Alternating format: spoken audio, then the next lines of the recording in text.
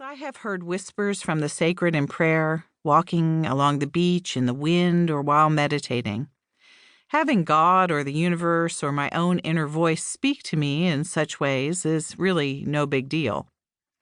Until that day at the cathedral, however, I had never heard an out-loud, clear God voice arising from something other than my own spiritual intuitions, especially one issuing a completely unexpected directive like, "Get me out of here."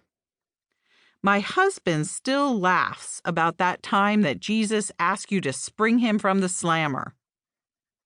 I rarely share the story because, well, you just never know how people will respond to a voice from heaven, or a talking painting, requesting parole from church. Truthfully, I did not know how to respond. It makes a bit more sense now, however. During the intervening years, millions of Americans have left church behind. Probably many more have left emotionally, and countless others are wondering if they should. One of the most consistent things I hear from those who have left, those doubting their faith, and those just hanging on, is that church or Christianity has failed them, wounded them, betrayed them, or maybe just bored them, and they do not want to have much to do with it any longer. They are not unlike novelist Anne Rice, who in 2010 declared, "I quit being a Christian. I'm out." I remain committed to Christ as always, but not to being Christian or to being part of Christianity. She was not the first to make this negative confession, nor was she the last. It is a common refrain in these times. I don't consider myself Christian anymore, but I love Jesus, and I still want to follow him. Or, I'm not a church person. I follow Jesus. The theologically trained and professional religious types roll their eyes at comments like these. One of the main tenets of faith is that the church is the body of Christ and that Jesus cannot really be known, at least fully, outside of the life of the church. Ecclesiastically approved theology will not let you separate Jesus and the church, but the millions of those who have done so beg to differ.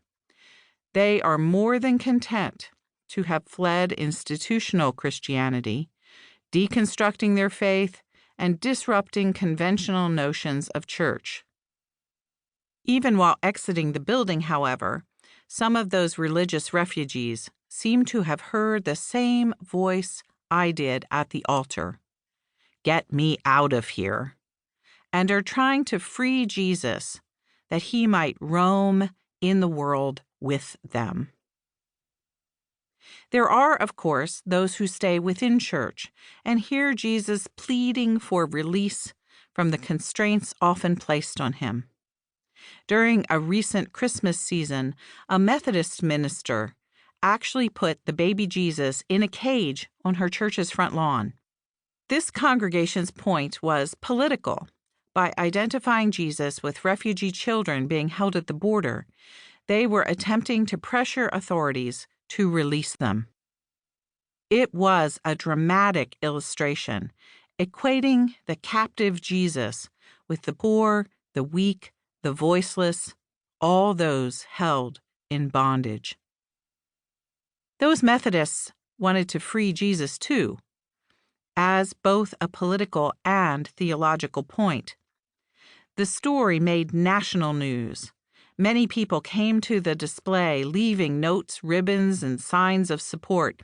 "Set the prisoners free!" But the church and the pastor also received death threats, saying it was irreverent, even blasphemous, to imprison Jesus.